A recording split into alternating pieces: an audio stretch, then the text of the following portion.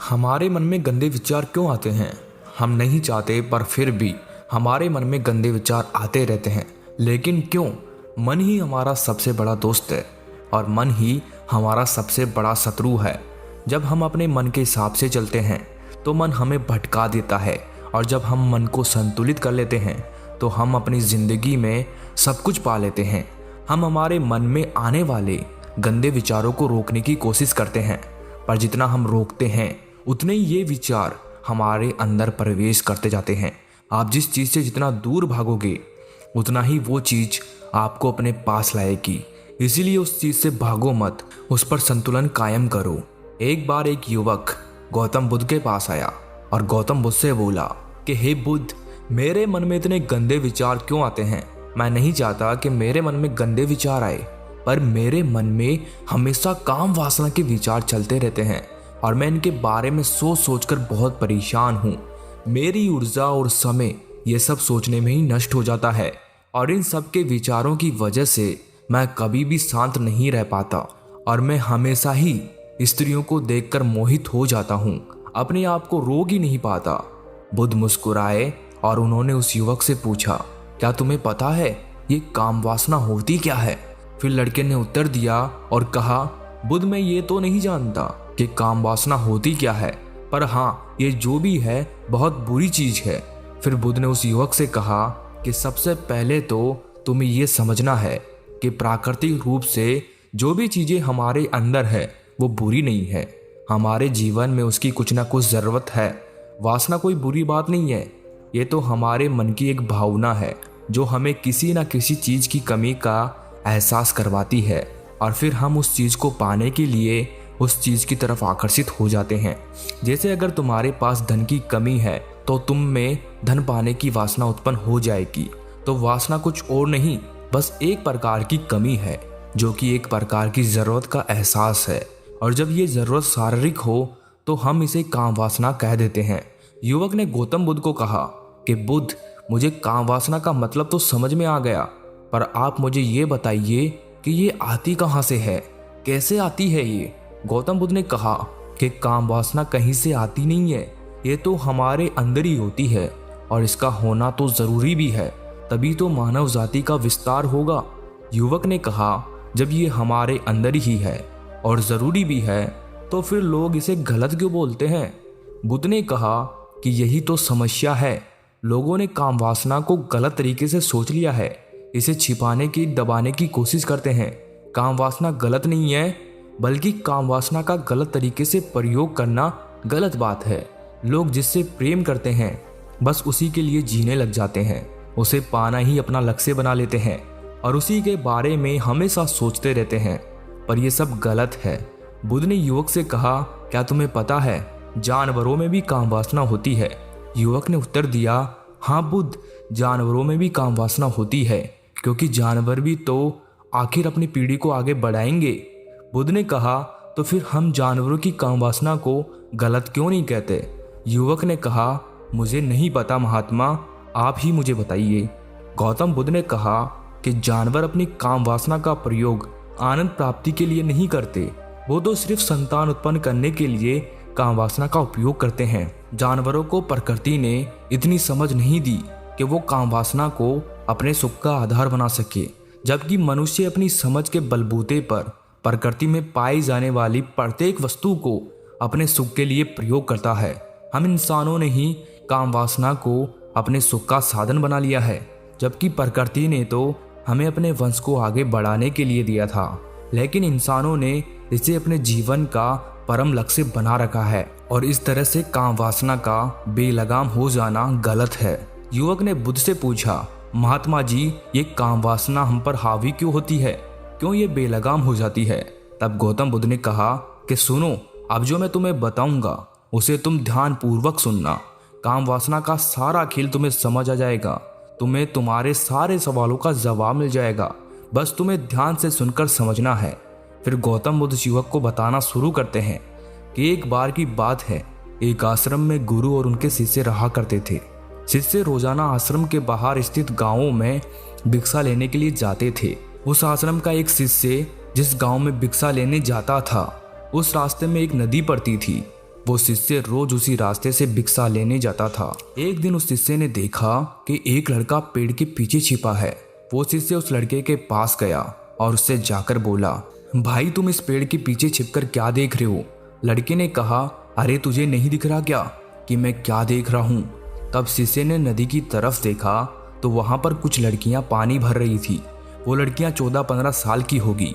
तब शिष्य ने उस लड़के से कहा, अरे भाई वहां पर तो लड़कियां पानी भर रही है, इसमें छिपकर देखने वाली क्या बात है? तब वो लड़का शिष्य की तरफ देखकर उससे कहता है, अरे पागल तुम्हें दिखाई नहीं दे रहा क्या कि कैसे ये परियां नदी से पानी निकाल रही है?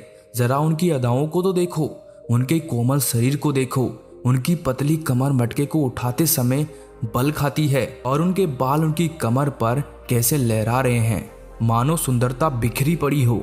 शिष्य ने फिर नदी की तरफ देखा और इस बार वो शिष्य देखता ही चला गया। अभी तक तो उसे कुछ भी नजर नहीं आ रहा था और वो बिल्कुल निर्भय था। उसे किसी भी बात का कोई डर नहीं था। लेकिन अब वो छिपने लगा और उन लड़कियों को देखने लगा जैसे उसने कोई अपराध कर दिया हो। और जब वो छिपकर उन लड़कियों को देख रहा था तभी वो अचानक अंदर से कांप गया और उसने कहा कि ये मैं क्या कर रहा हूँ? मैं जो कर रहा हूँ वो सही नहीं है, मुझे यहाँ से चले जाना चाहिए। और फिर वो जल्दी से वहाँ से चला गया। वो आश्रम पहुँच जाता है। आश्रम जाकर वो अपने कार्यों में लग गया।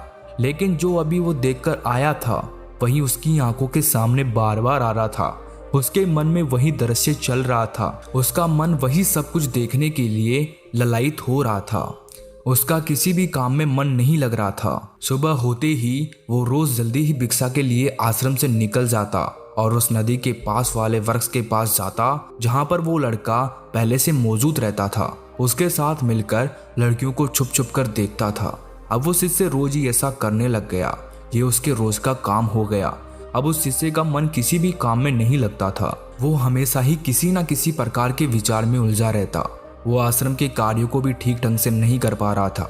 ना वो ठीक से सो पाता था, ना वो ठीक से खाना खा पाता था। उसका मन बेचैन सा रहता था। उसका मन बार बार उन लड़कियों के सौंदर्य को देखने के लिए ललायित हो उठता था। जब गुरु भिक्षा देते तब भी उस शिष्य का मन कहीं और विचारों में खोया रहता था। गुरु ने अपने शिष्य की इन हरकतों को भांप लिया था। तब एक दिन गुरु ने शिष्य को अपने पास बुलाया और कहा कि आज से मैं भी तुम्हारे साथ भिक्षा मांगने चलूंगा। तुम और मैं साथ साथ भिक्षा मांगने चलेंगे। तभी शिष्य ने गुरु को मना करते हुए बोला, नहीं गुरुदेव, आप परेशान क्यों हो रहे हो? मैं अकेला ही ठीक से भिक्षा मांग सकता हूँ।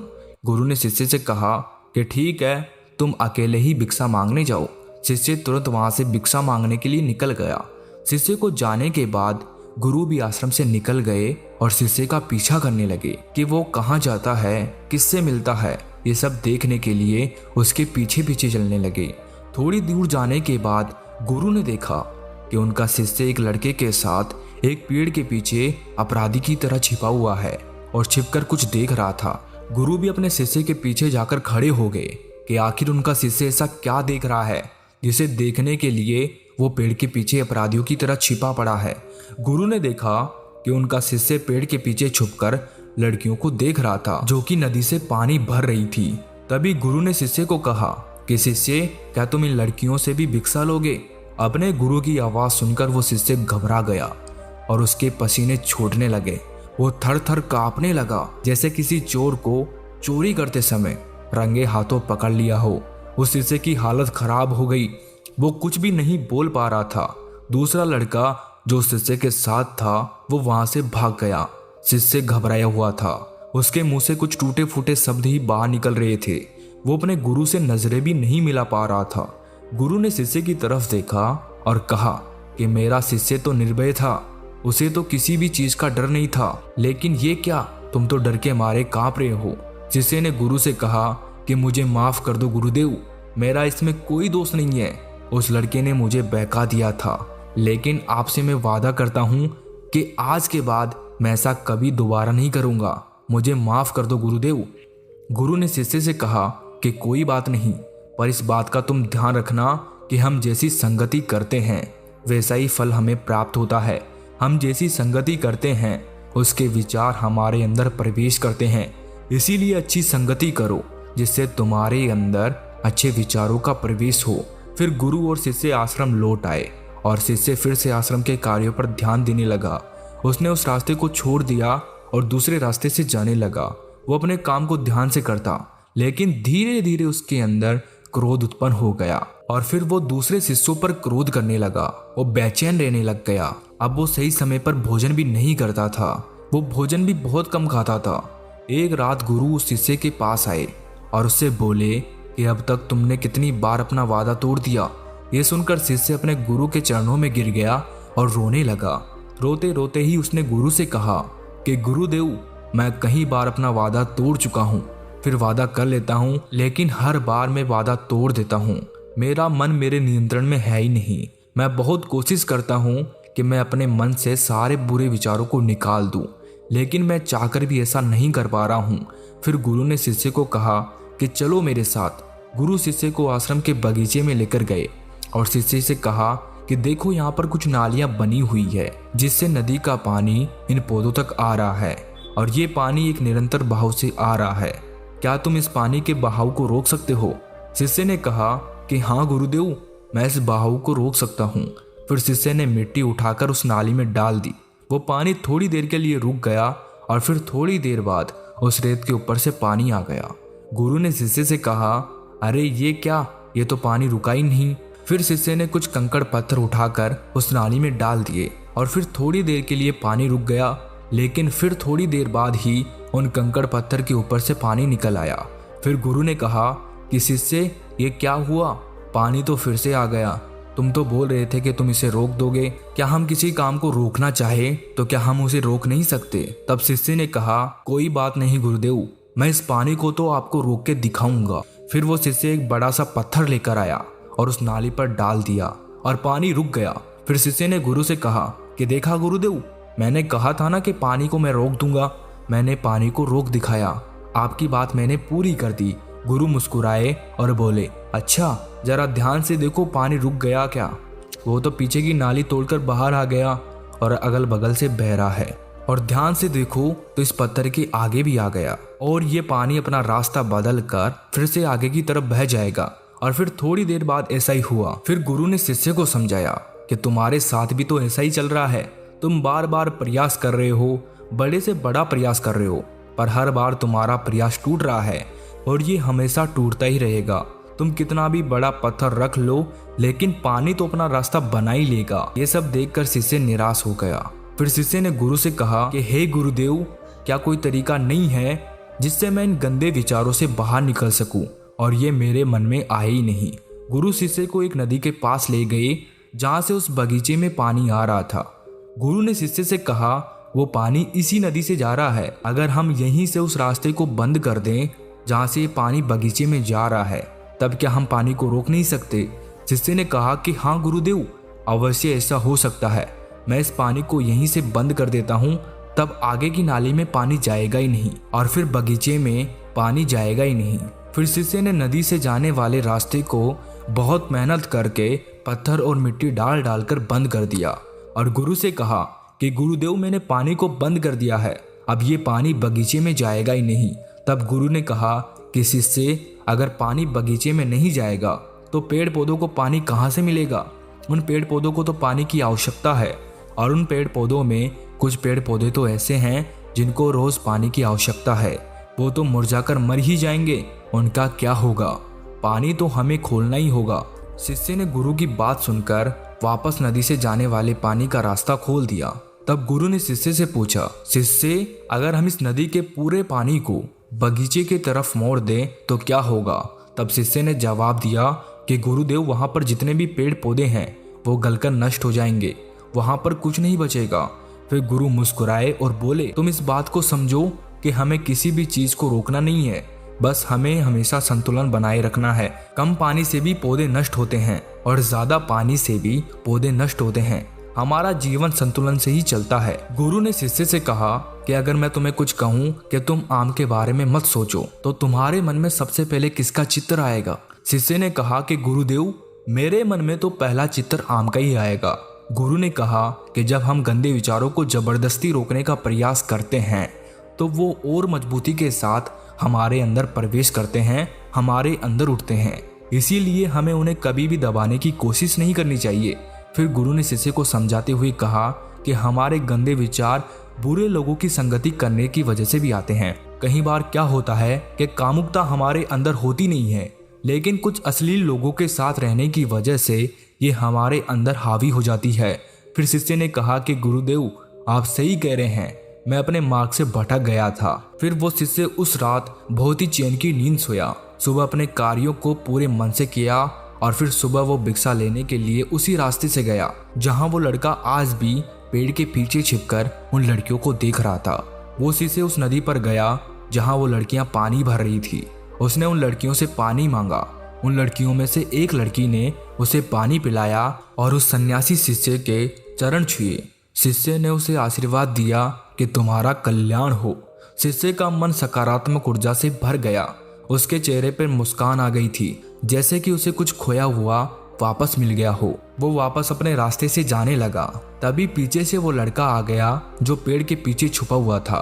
वो शिष्य के पास आया और बोला कि क्या बात है, आज तो तुमने नजदीक से दर्शन कर लिए, तुम तो मुझसे भी आगे निकले। तब शिष्य ने कहा कि हम हमेशा दूसरे के दर्शन करने में ही व्यस्त रहते हैं, अपने दर्शन कर ही नहीं पाते। तुम कब तक इस पेड़ के पीछे छुपते रहोगे? किसी को पसंद कर लो, उससे बोल दो।